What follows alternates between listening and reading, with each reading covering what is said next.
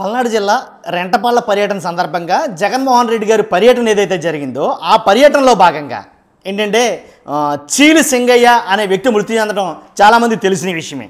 అయితే అది అక్కడితోటి already police ఉన్నతాధికారులు ఒక ప్రైవేటు వాహనం గుద్ది ఆయన చనిపోయాడు అని అయితే ప్రెస్ మీట్ పెట్టి మరీ చెప్పడం జరిగింది. తర్వాత ఇప్పుడు కొత్తగా ఒక వీడియో అయితే హల్చల్ చేస్తుందండి. ఏంటంటే ఏంలే ఆ చనిపోయిన వ్యక్తి ఎవరైతే సింగయ్య ఉన్నాడో ఆయన జగన్మోహన్ రెడ్డి గారి కారు కింద పడే చనిపోయాడు కాబట్టి జగన్మోహన్ రెడ్డి గారే చంపేశారు కాబట్టి దీని మీద ఆధారాలు సేకరిస్తున్నాం, దీనిపైన అన్ని రకాల చర్యలు తీసుకుంటాం అని ఉన్నతాధికారులు పోలీసులు మాట్లాడకపోయినా ఒక వర్గానికి సంబంధించిన మీడియా మాత్రం కోడైకి వస్తుంది. దాంట్లో ఎలాంటి డౌట్ లేదు. ఆయనే చంపేశాడని ఒక వర్గానికి సంబంధించిన మొత్తం మీడియా మొత్తం కోడైకి వస్తుంది. కాబట్టి జగన్మోహన్ రెడ్డి గారి పర్యటన సందర్భంగా ఇలా చనిపోవడం జరుగుతుంది అని అయితే కనుక ఒక రకమైనటువంటి కావాలని పరిగెట్టుకుని మరి ఒక రకమైనటువంటి ఇదైతే చేస్తున్నారు. కాబట్టి వాస్తవం ఏం జరిగింది ఏంటనేది పోలీసులు క్షుణ్ణంగా పరిశీలిస్తారో అది ఏం జరిగింది ఏంటో తెలుసుకుంటారు. దాంట్లో ఎలాంటి డౌట్ లేదు.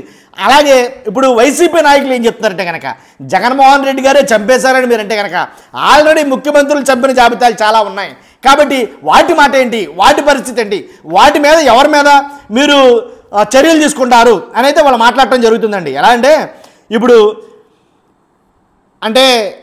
జరిగిన సంఘటనలన్నీ చూసి ముఖ్యమంత్రి గారు ఏదైతే ఇప్పుడు ప్రస్తుత ముఖ్యమంత్రి గారు చంద్రబాబు నాయుడు గారి గురించి కొంతమంది అయితే మాట్లాడుతున్నారు. ఆ మాట్లాడేటో ఒకసారి మీరు విన్నారు. కానీ ఆర్థికంగా కూడా ఆదుకునే పరిస్థితి చేస్తూ ఉన్నాం.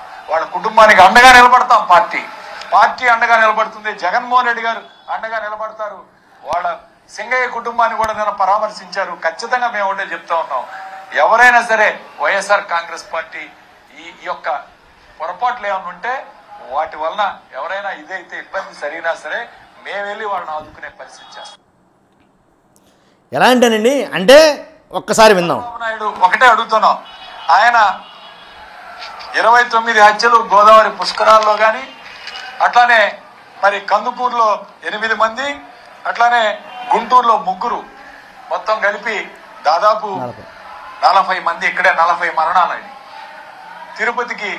తిరుపతిలో 6, సింహాచలంలో 7, అంటే 53 మందిని మరణాలకు కారణం చంద్రబాబు నాయుడు గారు కాదా అని ఈరోజు అడుగుతాం. ఇంకా ల్యాక్ చేయను 53 మంది మరణానికి కారణం చంద్రబాబు నాయుడు గారే కాదా అని వైసీపీ నాయకులు ఆరోపిస్తున్నారు. ఎందుకంటే గోదావరి పుష్కరాల్లో 29 మంది చనిపోయారు, దానికి చంద్రబాబు నాయుడు గారు కారణం కాదా? దాని నిమిత్తం ఎవరిని అరెస్ట్ చేశారు, ఎవరి మీద విచారణ చేశారు? కందుకూరులో 8 చనిపోయారు, దానికి కారణం ఎవరో? గుంటూరులో 3 చనిపోయారు, దానికి కారణం ఎవరో? తిరుపతిలో 6 చనిపోయారు, దానికి కారణం ఎవరో? సింహాచలంలో 7 చనిపోయారు, దానికి కారణం ఎవరో?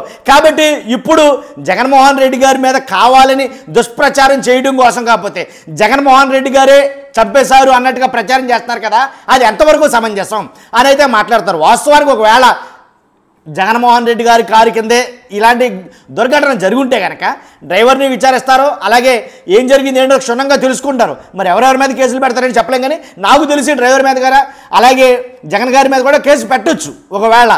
కాబట్టి ఇది ఎలా జరుగుతుంది, ఎటు నుంచి ఎటు వెళ్తుంది అనేది ఇంకెవరికి అర్థం కాల. అసలు పూర్తిగా దర్యాప్తు అనేది జరుగుతుంది, ఇంకా ఏమీ తెలియకముందే, అసలు ఏమీ చెప్పకముందే, పోలీసు ఉన్నతాధికారులు ఏమీ బయటకు మాట్లాడకముందే వాళ్ళు మాత్రం అదే చెప్తున్నాగా ఒక వర్గానికి సంబంధించిన మీడియా మాత్రం మనం మౌలికదండి. అసలు పొద్దుటి నుంచి ఇప్పటి వరకు అదే న్యూస్ తోటి ఓదర కొట్టేస్తున్నారు మన మౌలికదిగా. జగన్మోహన్ రెడ్డి గారు చంపారని ఒకటే 4 భయంకరమైనటువంటి వీడియోలు అయితే రిలీజ్ చేస్తున్నారు. కాబట్టి వాస్తవాలు ఏంటి, పోలీసులు చెప్పేది అక్కడ ఆగాలి కదా. అసలు ఏం జరుగుతుంది ఏంటనేది, ఏం జరిగింది అనేది ఆ క్షుణ్ణంగా దర్యాప్తు చేసి చెప్తారు కదా. ఎక్కడ ఆగేటట్టు ఏం కనబట్ల, ఆయనే చేశారు ఆయన. కాబట్టి వాస్తవాలు అయితే కనుక వైఎస్ఆర్సీపీ పార్టీ వాళ్ళు కొన్ని మాటలు మాట్లాడుతున్నారు. అలాగా జగన్మోహన్ రెడ్డి గారి పర్యటనలో పర్యటనప్పుడు ఆయనకి Z+ కేటగిరీ కేటాయించినప్పుడు దానికి తగ్గట్టుగా భద్రత కల్పించారా లేదా? ఆయన కాన్వాయ్ వెళ్తున్నప్పుడు ఆయన వాహనం ముందు రోప్ పట్టీ ఉందా లేదా? మీరు ఏర్పాటు చేశారా లేదా? రోప్ పట్టీకి ముందే రోడ్డు క్లియరెన్స్ పార్టీ ఉంటుంది కాబట్టి వాళ్ళు ఉన్నారా లేదా, ఆ క్లీనర్ చేశారా లేదా అనేది కానీ వాళ్ళు మాట్లాడతారు. వీళ్ళు ఎవరూ లేదు, ఆయన భద్రతను గాలి వదిలేశారు. రోడ్ పార్టీ లేదు, రోడ్ క్లియరెన్స్ పార్టీ లేదు, తగినటువంటి పోలీస్ సిబ్బంది లేదు. కాబట్టి ఇవన్నీ లేనప్పుడు ఎలాంటి సంఘటనలు జరిగితే కనుక అది ఎవరిది బాధ్యత? కాబట్టి బాధ్యత కూడా మీదే కదా, ఈ తప్పు జరగడానికి కారణం కూడా మీరే కదా అని వైసీపీ నాయకులు అయితే ఆరోపిస్తున్నారు ఓ పక్క నుంచి. కానీ చూద్దాం ఏం జరుగుతుంది అనేది. దీని మీద చాలా మిస్టరీస్గా ఉంది. ఏం జరుగుతుందో రానున్న సమయంలో తెలుస్తుంది. చూస్తున్న మీరు అందరూ కూడా మీ అభిప్రాయాన్ని కామెంట్ రూపంలో తెలియజేయండి. ఫస్ట్ అయితే లైక్ చేయండి, అలాగే కొత్తగా మన ఛానల్స్ పక్కగా సబ్స్క్రైబ్ చేయండి. Thank you very much.